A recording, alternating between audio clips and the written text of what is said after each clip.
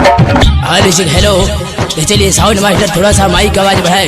तो जी हाँ दोस्तों, पेश करते हैं आत्मा में संगीत के चाहने वाले संगीत रंग बेचे बहुत ही शानदार भोजपुर चित्रहार सदाबहार जो करके लेकर के उपस्थित रही हमारी कंपनी साहब हमेशा मुस्कान सहबाजी और मिस्टर ममता सहबाजी। अरे दूगो छौड़ी नाचत रहे, इज्जत गवाई दिहला सारे। अरे दूगो छौड़ी नाचत रहे, इज्जत गवाई दिहला सारे। आरा के सटा में मार करवाई दिहला सारे, आरा के सटा में गर्दा उड़ाई दिहला सारे। अरे नाचते नाचते लहंगा छौड़ी अपना उठाई दिहला सारे।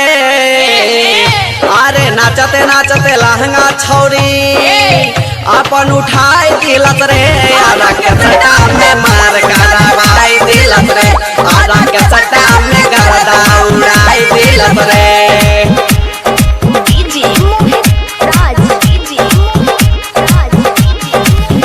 अरे नमरी रे तू हजरिया छौड़ी सट सट के लेवे ले पजरिया। अरे नमरी रे तू हजरिया छौड़ी सट सट के लेवे ले पजरिया। जनरेटर के ऑपरेटर साहब कृपया जाके जनरेटर में तेल डाल दे। अरे लूटला सारे भाई लूटला, छौड़ी बुढ़ावा जवाना काके लूटला। अरे लूटला सारे भाई लूटला, छौड़ी बुढ़ावा जवाना काके लूटला। अरे हाला गुला तो भइबे कई सबके बमकाई दिहला तारे। अरे हाला गुला तो भइबे कई सबके बमकाई दिहला तारे।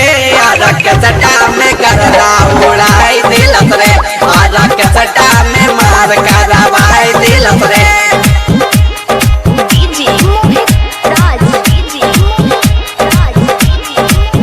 अब ना रोक पाई सुनील दिलीप हो, तोर दी जवानी के क्लिप हो।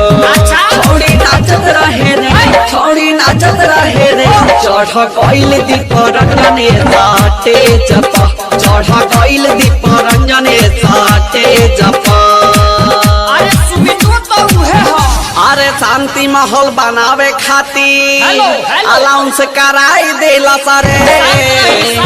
अरे शांति माहौल बनावे खातिर अलाउंस कराई दिला सारे। आरा के सटा में गर्दा उड़ाई